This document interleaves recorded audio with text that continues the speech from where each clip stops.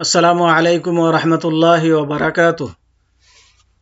আলহামদুলিল্লাহি রাব্বিল আলামিন ওয়াসসালাতু ওয়াসসালামু আলা আশরাফিল আমবিয়াই ওয়াল মুরসালিন নবিয়িনা মুহাম্মদ ওয়া আলা আলিহি ওয়া আসহাবিহি আজমাইন, আম্মা বা'দ। সম্মানিত ছাত্র ভাইয়েরা, আমি এখন ক্লাস 1 এর হাদিসের ক্লাস আরম্ভ করছি। হাদিস নম্বর হচ্ছে 13। হাদিসের বিষয়বস্তু হচ্ছে হাত ও জিহ্বাকে সীমালঙ্ঘন করা থেকে হেফাজত করা।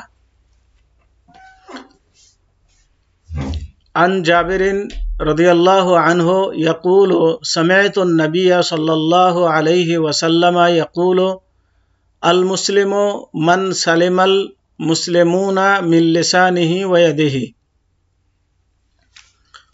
আন মানে হইতে জাবির একজন সাহাবীর নাম, রাদিয়াল্লাহু আনহু, আল্লাহ তার প্রতি সন্তুষ্ট হন। ইয়াকুলু তিনি বলেন, সামি'তু আমি শুনেছি। সামি'তু তো মানে আমি, আর সামি'তু মানে শুনেছি। আমি শুনেছি আন-নবিয়্য সাল্লাল্লাহু আলাইহি ওয়াসাল্লাম, নবী সাল্লাল্লাহু আলাইহি ওয়াসাল্লামকে বলতে, ইয়াকুলু মানে বলতে, নবী সাল্লাল্লাহু আলাইহি সাল্লামকে আমি বলতে শুনেছি। আল মুসলিমু, আল মুসলিমু মানে প্রকৃত মুসলমান, মানে সঠিক মুসলমান হচ্ছে মান মানে যে বা যার, সালিমা মানে নিরাপদ থাকে, মুসলিমুনা মুসলমানগণ, মুসলিমুন এটা মুসলিমুনের বহুবচন, মুসলিমুনা মানে মুসলমানগণ নিরাপদ থাকে, মিন লিসানিহি, মিন মানে হইতে, লিসানিহি লিসান মানে জিহ্বা, হি মানে তার জিহ্বা হতে, ওয়াইয়াদিহি এবং তার হাত হতে।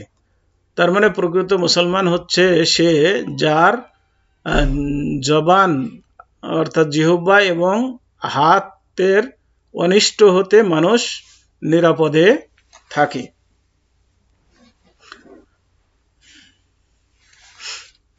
তো হাত এবং জিহ্বাকে সীমালঙ্ঘন করা থেকে হেফাজত করা একান্ত জরুরি, মানে এটাকে কন্ট্রোল করতে হবে। কেননা আল্লাহ রসুল সাল্লাল্লাহু আলাইহি ওয়াসাল্লাম বলেছেন যে মানুষ, যে ব্যক্তি দুইটি জিনিসের হেফাজত করবে, আমি তার জন্য জান্নাতের জামিন হয়ে যাব।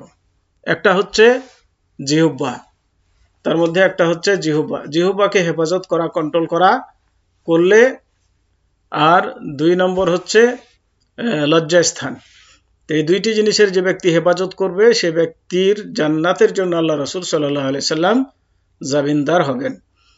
তো অত্যন্ত এটা বড় কাজ। অনেকেই এই জবানকে কন্ট্রোল করতে পারে না, কন্ট্রোলে রাখতে পারে না, মুখে যা আসে তাই বলে দেয়।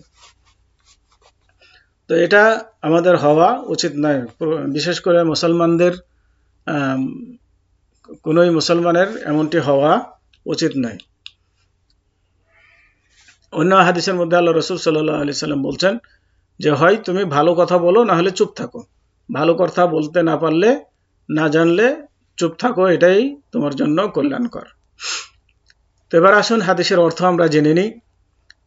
জাবের রাদিয়াল্লাহু তাআলা আনহু থেকে বর্ণিত, তিনি বলেন যে আমি নবী করিম সাল্লাল্লাহু আলাইহি ওয়াসাল্লামকে বলতে শুনেছি, তিনি বলেছেন প্রকৃত মুসলমান সেই ব্যক্তিকে বলা যাবে যার হস্ত ও জিহ্বা হতে সমস্ত মুসলমান নিরাপদে থাকে।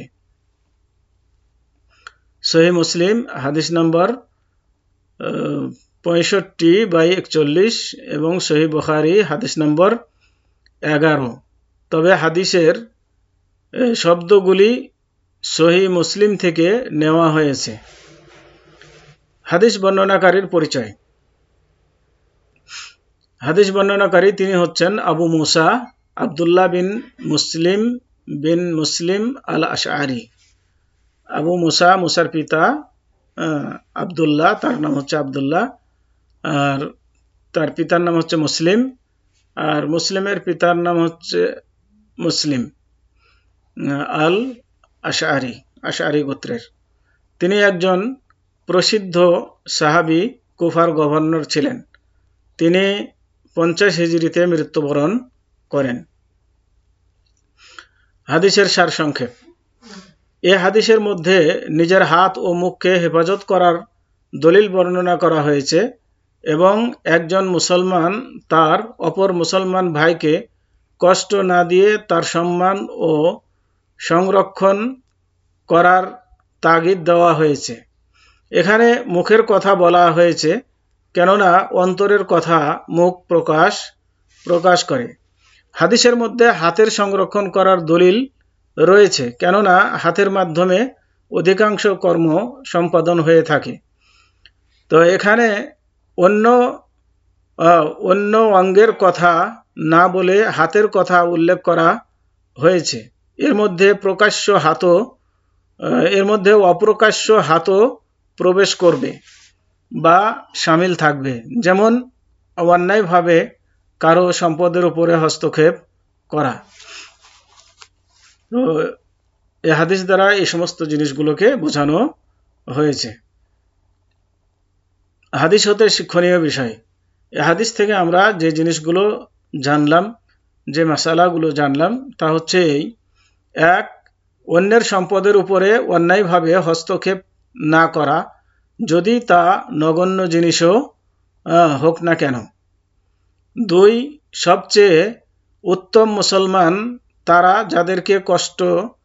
যাদের কষ্ট থেকে অন্য মানুষ নিরাপদ থাকে, তার মানে যারা অন্যকে কষ্ট দেয় না।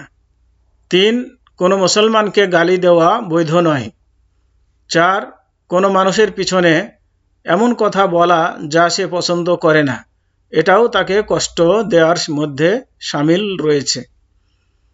পাঁচ, বন্ধুবান্ধবের মধ্যে দুশ্মনী ও বিচ্ছিন্নতা সৃষ্টির কোনো কথাবার্তা পরিবেশন করা থেকে দূরে থাকা অপরিহার্য। ছয়, প্রত্যেক ব্যক্তিকে সতর্ক থাকা দরকার যে নিজের বন্ধু-বান্ধবের খাতা কলম ইত্যাদি তার অনুমতি ছাড়া যেন না নেওয়া হয়, কারণ এতে সে কষ্ট পেতে পারে বা সে খারাপ মনে করতে পারে। তো আসুন আজকে এ পর্যন্তই। ওয়া সাল্লাল্লাহু আলা নবিয়িনা মুহাম্মদ ওয়া আলা আলিহি ওয়া আসহাবিহি ওয়া বারিক ওয়া সাল্লাম। আসসালামু আলাইকুম ওয়া রাহমাতুল্লাহি ওয়া বারাকাতুহু।